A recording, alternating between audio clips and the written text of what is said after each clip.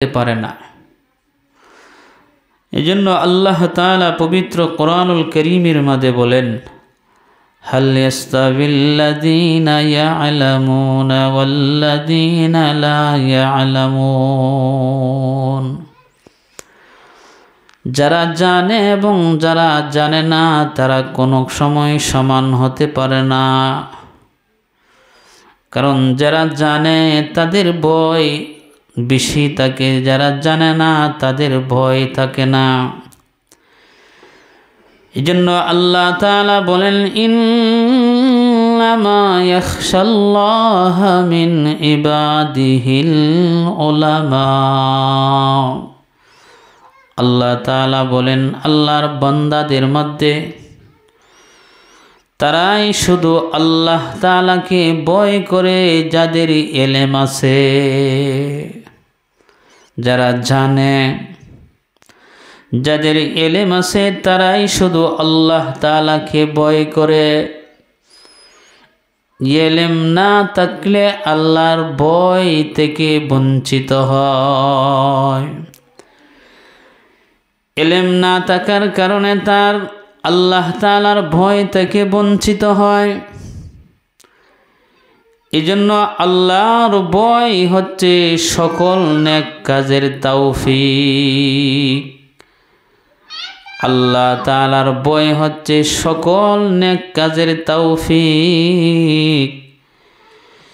এজন্য হেদায়েত পাওয়ার জন্য পূর্ব শর্ত হলো আল্লাহর ভয়। হেদায়েত পাওয়ার জন্য পূর্ব শর্ত হলো আল্লাহ তাআলার ভয়। এজন্য আল্লাহ তাআলা বলেন, ফুদাল্লিল মুত্তাকিন, মুত্তাকিনদের জন্য ভয় প্রদর্শক, মুত্তাকিনদের জন্য পথ প্রদর্শক। মুত্তাকিন কারা? যারা আল্লাহ তাআলাকে ভয় করে। আল্লাহ তাআলাকে ভয় করে যারা, কোরআনুল কারীমের ভাষায় তাদেরকে মুত্তাকিন বলা হয়। কিন্তু মানুষও মানুষকে ভয় করে। কিছু মানুষকে ভয় করে। মানুষকে ভয় করার কারণ হলো সে খারাপ মানুষ। ওই খারাপ মানুষকে মানুষ ভয় করে তার অনিষ্ট থেকে বাঁচার জন্য। মানুষকে মানুষ যখন ভয় করে তাকে দেখলে সালাম দেয়, তার সাথে কথাও বলে, কিন্তু তাকে ভয় করে কেন? সেই দুষ্ট মানুষকে ক্ষতি করে। যেন সমাজে কিছু খারাপ মানুষ আছে, এই মানুষটিকেও মানুষ ভয় করে। কিসের কারণে? তার দুষ্টামি থেকে যেন বাঁচতে পারে। আর কিছু মানুষ আল্লাহওয়ালা মুত্তাকিন পরহেজগার মানুষকে দেখেও ভয় করে। ইমাম সাহেবকে দেখেও অনেক সময় মানুষ ভয় করে। মানুষ মন্দ কাজ করিতেছে, তো এমন সময় দেখে ওই রাস্তার পাশ দিয়ে ইমাম সাহেব বা কোনো আলেম, কোনো ভালো হাজী সাহেব যাচ্ছে, তো সে মন্দ কাজ থেকে বিরত থাকে। আরেক বন্ধু বলেন, তুমি মন্দ কাজ থেকে কেন বিরত হয়ে গেলা? কই দেখো না, আমাদের গ্রামে একজন ভালো মানুষ, মুত্তাকিন হাফেজ মানুষ, হাজী মানুষ, তার সামনে মন্দ কাজটা করতে পারি না, এই জন্য ভয়ে মন্দ কাজ থেকে বিরত হয়ে গেলাম। ওই দুইটে ভয়ের একটা হলো তার খারাপি থেকে, তার অনিষ্ট থেকে বাঁচার জন্য ভয়। আরেকটা হলো ভয়, তার ভয় করলাম মুত্তাকিন আলেমকে দেখে আমি খারাপ কাজ ছেড়ে দিলাম, ওটা হলো মহব্বতের সাথে ভয়। এজন্য আল্লাহ তাআলাকে ভয় করা মহব্বতের সাথে। আল্লাহ রাব্বুল আলামিনকে ভয় করতে হবে যে আল্লাহ আমাকে রিজিক দাতা, আল্লাহ আমার জীবন দাতা, আল্লাহ আমার মরণ দাতা। আল্লাহ রাব্বুল আলামিনের ভয় হৃদয়ের মধ্যে লালন করা, মহব্বতের সাথে আল্লাহকে ভয় করা। দুই নম্বর মুত্তাকিনের অর্থ হইল আল্লাহ তাআলা যা নিষেধ করেছে ওই নিষিদ্ধ বস্তু থেকে বিরত থাকা। আল্লাহ তাআলা যা নিষেধ করেছেন নিষিদ্ধ বস্তু থেকে নিজেকে বিরত রাখা, এটাও হলো মুত্তাকিন। জন্য আল্লাহ বলেন হুদাল লিল মুত্তাকিন, মুত্তাকিনদের জন্য পথ প্রদর্শক। আল্লাহ তাআলা ওই মুত্তাকিন আল্লাহর বই বান্দা বান্দির হৃদয়ের মাঝে আসে একমাত্র ইলমের বরকতে। আল্লাহ রাব্বুল আলামিনের ভয়, আল্লাহর ভয় একমাত্র মানুষের হৃদয়ের মাঝে আছে একমাত্র আল্লাহ রাব্বুল আলামিনের ইলমের বরকতে। আল্লাহ তাআলার ভয় তার হৃদয়ের মাঝে আসে। এই জন্য ইলম যার যত বেশি, আল্লাহ তাআলার ভয় তার হৃদয়ের মাঝে তত বেশি। এই জন্য ওই আয়াতের ব্যাখ্যায় ফখরুদ্দিন রাজি বলেন ইন্নামা ইয়াখশাল্লাহা মিন ইবাদিহিল উলামা। এই আয়াতের ব্যাখ্যায় তিনি লেখেন ওই আয়াত যেমনভাবে বৃষ্টি আসমান থেকে নাজিল হয়, বৃষ্টি যেমন আসমান থেকে আসে, এমনইভাবে ইলমটা আসমান থেকে নাজিল হয়। আল্লাহ বলেন বাল তুসিরুনাল বাল হুয়া কুরআনুম মাজিদ ফি লাওহিম মাহফুজ। আল্লাহ রাব্বুল আলামিন বলেন বাল বরং এই কোরআন মর্যাদা সম্পন্ন কোরআন যা লৌহে মাহফুজের মধ্যে লিপিবদ্ধ ছিল। আর এই কোরআনুল কারীম 23 বছরে আল্লাহর পয়গম্বরের কাছে ক্রমে ক্রমে দুনিয়াতে জিবরাইলের মাধ্যমে নাজিল হয়েছে। একসাথে কোরআনুল কারীম মাহে রমজানে শবে কদরের রাত্রে লৌহে মাহফুজ থেকে দুনিয়ার প্রথম আকাশে নাজিল হয়েছে। পর্যায়ক্রমে আল্লাহ রাব্বুল আলামিনের নির্দেশ মোতাবেক 23 বছরে পয়গম্বরের কাছে কোরআনুল কারীম নাজিল হয়েছে। এই জন্য কোরআন নাজিল হয় আসমান থেকে। ফখরুদ্দিন রাজি রহমাতুল্লাহি আলাইহি বলেন যেমন বৃষ্টি আসমান থেকে নাজিল হয়ে জমিনের মাঝে জমিনের ফসলের উপযোগী হয়, এমনইভাবে আসমান থেকে ইলম নাজিল হয় মানুষের মনের জমিন তৈরি হয়, মানুষের মনুষ্যত্বের গুণ অর্জন হয়।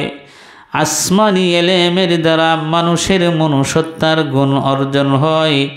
ওই মানুষটাকে না আসমানি ইলমের রঙের কারণে ওই মাটির মানুষটা কেমন যেন সোনার মানুষের পরিণত হয়ে যায়। আসমানি ইলম দ্বারা মানুষের মনের জমিন তৈরি হয়। ফখরুদ্দিন রাজি রহমাতুল্লাহি আলাইহি বলেন যেমন বৃষ্টি ব্যতীত ফসল বের হয়ে আসে না, তদ্রূপভাবে সঠিকভাবে ইলম ব্যতীত মানুষের সঠিকভাবে ইবাদত করাও সম্ভব না। যেমন বৃষ্টি ব্যতীত জমিনের মধ্যে ফসল বের হয়ে আসে না, ইলম ব্যতীত মানুষ সঠিকভাবে আল্লাহ তাআলার ইবাদত করতে পারে না। এই জন্য দুনিয়ার সব কাজ করতে পারে, সে ইবাদতে মনোযোগ নাই। দুনিয়ার সব কাজ সে গুরুত্বর সাথে করে কিন্তু ইবাদত করতে পারে না। কারণ ইবাদত কোনো কিছু না জানার দ্বারা ইবাদত করা যায় না। এজন্য আল্লাহ তাআলার কাছে ওই ইবাদতটা বড় কঠিন। আল্লাহ তাআলা বলেন ওয়াস্তাইনু বিস-সাবরি ওয়াস-সালাত ওয়া ইন্নাহা লাকাবীরাতুন ইল্লা আলাল খাশিঈন। আল্লাহ রাব্বুল আলামিন বলেন, বান্দা তুমি আমার কাছে সাহায্য প্রার্থনা করবা সবরের মাধ্যমে এবং নামাজের মাধ্যমে। সবর এবং নামাজ এই দুইটি জিনিস বড় কঠিন জিনিস। নামাজ কঠিন, আল্লাহ তাআলা নিজেই বলেন ওয়া ইন্নাহা লাকাবীরাতুন, নিশ্চয় নামাজ কঠিন জিনিস। কারণ নামাজ এমন একটা ইবাদত যে ইবাদতটা আপনার 24 ঘন্টায় আল্লাহর গোলামি করতে হবে। ইবাদত কঠিন, এই জন্য কিছুদিন দেখি কোনো মুসল্লি 5 ওয়াক্ত নামাজ পড়ে, মনে হয় তার কোনো সামনে বিপদ পড়ে গেছিল, এই জন্য কিছুদিন নামাজ পড়তে থাকে। বিপদ যখন শেষ হয়ে যায় তখন এই মুসল্লিকে আর নামাজে পাওয়া যায় না। নামাজ যদি সহজ হইতো তাহলে মুসল্লি ওই নামাজের মধ্যে সে লত থাকতো। কারণ নামাজ কঠিন জিনিস, এটা সর্বদাই নিজের আমলের মধ্যে জড়িয়ে রাখা, নিজের আমলে আখলাক গঠন করা, এটা বড় কঠিন। আল্লাহ বলেন নামাজ কঠিন জিনিস। আল্লাহ তাআলা বলেন ইস্তিসনা করে বলেন ইল্লা, তবে তাদের জন্য কঠিন না যারা আমি রবকে ভয় করে, যারা আমি আল্লাহ তাআলাকে ভয় করে। এই জীবন না, আরেকটা জীবন আছে। আমার সব কিছু আমি আমার রবের কাছে আমার হিসাব দিতে হবে।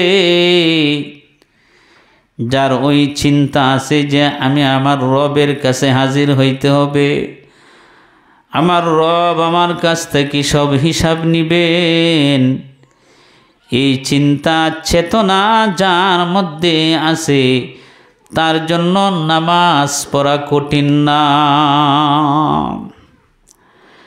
কারণ আমার মালিক আমাকে সৃষ্টি করেছেন, এই বই যার মধ্যে আছে তার জন্য নামাজ পড়া সহজ হয়ে যায়।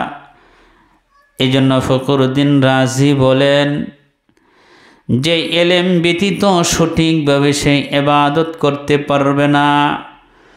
দুনিয়ার সব কিছু আমি আমার ফসল কিভাবে ভালোভাবে ফলন হবে, কোন বীজ লাগাইলে আমার ফলনটা ভালো হবে, নিজে না জানলে অন্যের কাছে পরামর্শ করি।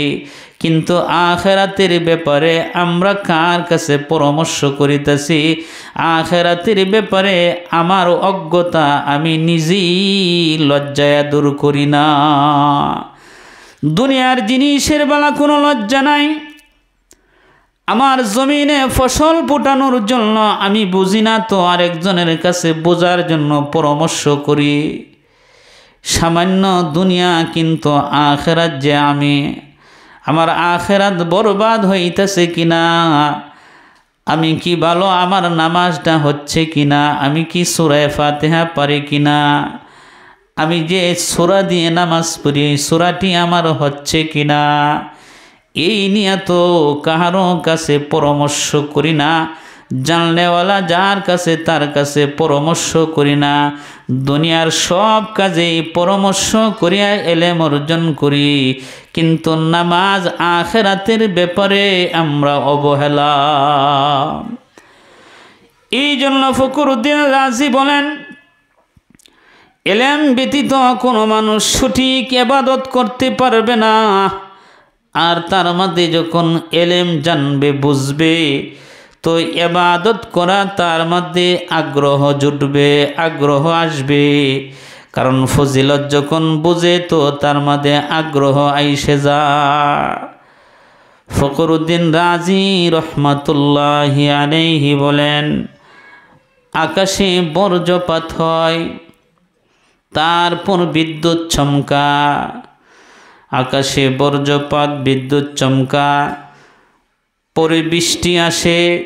তদ্রূপভাবে জান্নাতের আশা এবং জাহান্নামের শাস্তির ভয়, এই দুইটে সমন্বয় যার হৃদয়ের মাঝে থাকবে তার দ্বারা এলেম হাসিল হবে।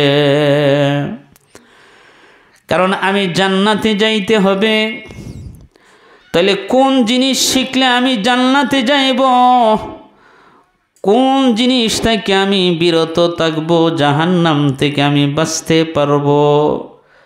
ফখরুদ্দিন রাজি রহমাতুল্লাহি আলাইহি বলেন, তুমি জান্নাতের আশা এবং জাহান্নামের শাস্তির ভয়, এই দুইটে কারণে একমাত্র এলেম অর্জন হয়।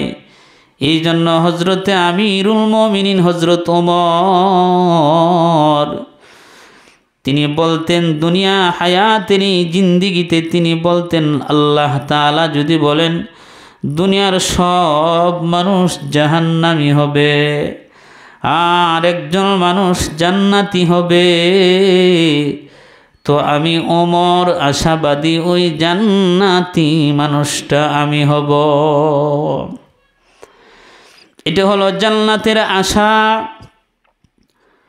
পরক্ষণে হযরত ওমর রাদিয়াল্লাহু তাআলা আনহু বলেন, আল্লাহ তাআলা যদি নির্দেশ দেয় যে দুনিয়ার সব যারা আছে আমার বান্দারা সবাই জান্নাতে যাও আর একজন জাহান্নামে যাও, তো আমার ভয় হয় যে ওই জাহান্নামী মানুষটাই আমি ওমর হব। এই জন্য জান্নাতের আশা এবং জাহান্নামের ভয়, দুনিয়াতে জাহান্নামের ভয় আমরা খাদি না। দুনিয়ার হায়াতের জিন্দিগিতে এমন একটা সময় আসবে, হাদিসে বলেন, সরকারে দো আলম নবী বলেন, জাহান্নামের মাঝে কান্নার রোল পড়বে, এমনভাবে কান্না করবে, পয়গম্বর সরকারে দো আলম নবী বলেন তার চোখের পানি শেষ হয়ে যাবে। চোখের পানি কানতে কানতে শেষ হওয়ার পর ওই চোখ দিয়ে রক্ত বের হতে থাকবে, এমনভাবে কানবে জাহান্নামের আগুনে।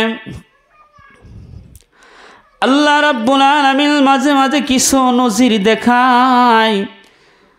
গুনাহ যখন বেপরোয়ার হয়ে যায় তো আল্লাহ তাআলা মাঝে মাঝে পৃথিবীতে নজির দেখায়। পৃথিবীর সবচেয়ে শক্তিদার রাষ্ট্র আমেরিকা, আল্লাহ তাআলা দাবানলকে আগুনকে পাঠায় দিলেন, শহরের শহর উপরিয়া ছাই করে ফেলতেছে। ওই আগুন তামামোর মতো এই আমেরিকার কোনো শক্তি পারে না। আল্লাহ তাআলা কিছু কিছু মানুষকে দেখায়, নজির দেখায়, বন্দা দেখ আমি আল্লাহ পারি। এই জন্য এই সমস্ত দেখিয়া মুমিনের শিক্ষা নেওয়া উচিত। তুমি কিসের বাহাদুরি করো? শিক্ষা গ্রহণ করা যে এই যে আগুন, এই আগুন যদি আমার গরলাই গেজা তাহলে কে পিরাবে? এই জন্য মুমিনকে, মুত্তাকিন যারা আল্লাহওয়ালা যারা ইহা থেকে শিক্ষা গ্রহণ করে, আগুন থেকে শিক্ষা গ্রহণ করে।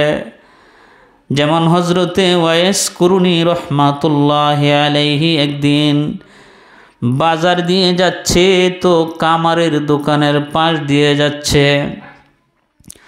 কামারের দোকানের আগুন দেখিয়া, যে আগুনের মধ্যে লোহাগুলো জ্বলছে, ওটি দেখিয়া হজরতে ওয়াইস কুরুনি রহমাতুল্লাহি আলাইহি বেহুশ হয়ে পড়ে গেলেন।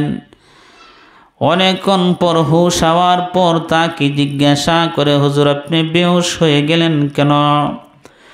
দেখো না কামারের দোকানের পাশে আগুন, লোহা জ্বালাইছে, তো লাল হয়ে গেছে। ওই কামারের দোকানের আগুনের কথা দেখিয়া আমার জাহান্নামের আগুনের কথা স্মরণ হয়ে গেছে।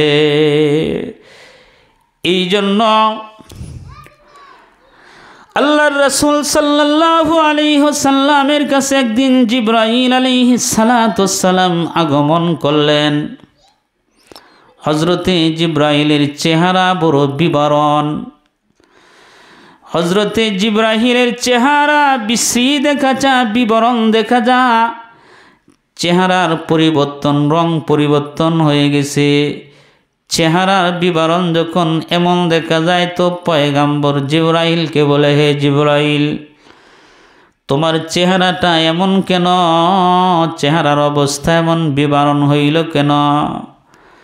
হযরতে জিবরাইল বলেন, ইয়া রাসূলুল্লাহ, আল্লাহ তাআলা আমাকে নির্দেশ দিয়েছেন যে জাহান্নামের আগুন জ্বালানোর জন্য, জাহান্নামের আগুন উৎপত্ত করার জন্য আল্লাহ তাআলা নির্দেশ দিলেন। তো জাহান্নামের আগুন জ্বালায়া আপনার কাছে আসলাম, এই জন্যই চেহারার অবস্থা এমন। আল্লাহর রাসূল সাল্লাল্লাহু আলাইহি ওয়াসাল্লাম জিবরাইলকে বললেন, হে জিবরাইল, জাহান্নামের কিছু বিবরণ শোনাও। হযরতে জিবরাইল আলাইহিস সালাতু ওয়াস সালাম বলেন, সরকার, আল্লাহ রাব্বুল আলামিন জাহান্নামের আগুন জ্বালাইছে। ওই জাহান্নামের আগুনটা, যে আগুনটা জ্বালাইছে, ওই আগুনটা 1000 বছর পর্যন্ত পুড়ছে। ওই 1000 বছর পুরার পর ওই আগুনটা সাদা বর্ণ ধারণ করেছে। জিবরাইল বলেন, ইয়া রাসূলুল্লাহ, আবার ওই আগুনকে 1000 বছর পুরার পর ওই আগুনটা লাল বর্ণ ধারণ করেছে। হযরতে জিবরাইল বলেন, ইয়া রাসূলুল্লাহ, তারপর আবার 1000 বছর আগুনটা পোড়ার পর এই আগুনটা অন্ধকার কৃষ্ণ বর্ণের পরিণত হইল। হযরতে জিবরাইল বলেন, ইয়া রাসূলুল্লাহ, আল্লাহ রাসূল সাল্লাল্লাহু আলাইহি ওয়াসাল্লামকে বলেন, ওগো সরকার, ওই জাহান্নামের কোনো প্রহরী যদি দুনিয়াতে আত্মপ্রকাশ করে তো তার চেহারার দিকে তাকাইলে দুনিয়ার সব মানুষ মারা যাবে। হযরতে জিবরাইল বলেন, ইয়া রাসূলুল্লাহ, জাহান্নামের একটা জিঞ্জির যদি দুনিয়ার কোনো শক্তিশালী পাহাড়ের উপর নিক্ষেপ করা হয় তো পাহাড়টা গলিয়া গলিয়া মাটির সাথে মিশে যাইবে।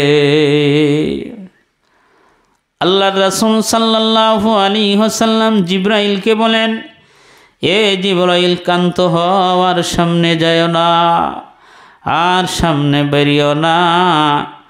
আল্লাহর পয়গাম্বর জিবরাইলকে বলেন, জিবরাইল রে, জাহান্নামেরই বয়ে কলিজা ফাইটে যাইব, মরার উপক্রম হয়ে যাইব। হযরতে জিবরাইলের দিকে নবীজি তাকায়া দেখেন জিবরাইল আলাইহিস সালাতু ওয়াস সালাম কন্দন করিতেছেন। আল্লাহর পয়গাম্বর বলেন, জিবরাইল, তুমি কেন কাঁদো? তুমি তো ফেরেশতাদের মধ্যে একজন শ্রেষ্ঠ ফেরেশতা, আল্লাহর কাছে তোমার বড় মর্যাদা। হযরতে জিবরাইল বলেন, ইয়া রাসূলুল্লাহ, আমার তো বেশি কান্না, কারণ আমি নিজ চৌকে দেখেছি যে ফেরেশতাদের সর্দার ইবলিস, একসময় সমস্ত ফেরেশতাদের সর্দার ছিল ইবলিস, কিন্তু সামান্য ইবলিস আমার চোখের সামনে দেখলাম। ইবলিসকে আল্লাহ তাআলা তার প্রতি নারাজ হয়ে গিয়া ইবলিসের প্রতি আল্লাহ তাআলা অসন্তুষ্ট হয়ে গেলেন। আমি দেখলাম হারুত আর মারুত দুইজন ফেরেশতা, যার পরিণতি বিপদের পরিণত হয়েছিল। ওগো পয়গাম্বর, আমি জিব্রাইলেরও যদি এই পরিস্থিতি হয়ে যায় তাহলে আমি জাহান্নাম ছাড়া তো আমার আর কোনো উপায় নাই, এই জন্য আমি ক্রন্দন করি। হযরতে জিব্রাইল আলাইহিস সালাতু ওয়াস সালামও কান্দেন, আপনা আমার নবীও ক্রন্দন করিতেছে। এমতন অবস্থা হযরতে জিব্রাইলও জাহান্নামের ভয়ে কাঁদে, আপনা আমার নবীও ক্রন্দন করিতেছে। আকাশ থেকে গাইবে আওয়াজ আসলো, ওগো সরকার ও জিব্রাইল, কানতে হবে না, আপনারা অপরাধ থেকে নিষ্পাপ করা হয়েছে। হযরতে জিব্রাইল আলাইহিস সালাতু ওয়াস সালাম উর্ধ্ব জগতে চলে যা। আপনার নবী হুজরা থেকে যখন বের হইলেন, বের হয়ে দেখে কিছু মানুষ বসিয়া বসিয়া গল্প করিতেছে, হাসি ঠাট্টা করিতাতে, তামসা করিতেছে। আল্লাহর পয়গম্বর তাদের দিকে তাকায় বললাম, আমি যা জানি তোমরা যদি তা জানতা তাহলে তোমরা বেশি বেশি করে ক্রন্দন করতা এবং কম করে হাসতা। যদি জানতা তাহলে তোমরা পরিবার পরিজন সব কিছু ছাড়িয়া জঙ্গলবাসী হয়ে যাইতা, কারণ তোমাদের মাথার উপরই জাহান্নাম। আল্লাহর রাসূল সাল্লাল্লাহু আলাইহি ওয়াসাল্লাম এই জন্য জাহান্নামের আশা, জাহান্নামের শাস্তির ভয় এবং জান্নাতের আশা, এই দুইটি সমন্বয় এলেম অর্জন হয়। ফখরুদ্দিন রাজি রহমাতুল্লাহি আলাইহি বলেন, আসমানের বৃষ্টি কিছু জমিনে উপকার হয়, কিছু জমিনে অপকার হয়। সব জমিনেই বৃষ্টির দ্বারা উপকার হয় না, কিছু জমিন উপকার, কিছু জমির অপকার। ফখরুদ্দিন রাজি বলেন, আসমানি এলেম অনুযায়ী যে আমল করবে, এলেম অনুযায়ী যে আমল করবে তার জন্য হবে উপকার, আর এলেম জানার পরেও সে আমল করল না তার জন্য হবে ধ্বংসের কারণ। এই জন্য যতটুকু এলেম অর্জন করব, আল্লাহ রাব্বুল আলামিন আপনা আমাকে যতটুকু জ্ঞান দিয়েছে সব বুঝতে পারি, তো আখেরাত যেন আমি আমার থেকে বরবাদ না হয়ে যা। হায়াতের এই জিন্দিগি একসময় আমার শেষ হয়ে যাইব, তো আমি আমার সঙ্গে কি নিয়ে যাব, এই চিন্তা চেতনা নিয়ে কোনো মানুষ যদি চলে, আল্লাহ তাআলা বলেন ওরাই হলো আলেম, ওরাই হলো মুত্তাকিন, ওরাই একমাত্র আমি আমার রব আল্লাহকে ভয় করে। আল্লাহ তাআলা আমাদেরকে বেশি বেশি করে ইবাদত করার তৌফিক দান করুক। যারা সুন্নত পড়ে না, ছেড়ে সুন্নত পড়ে নেন।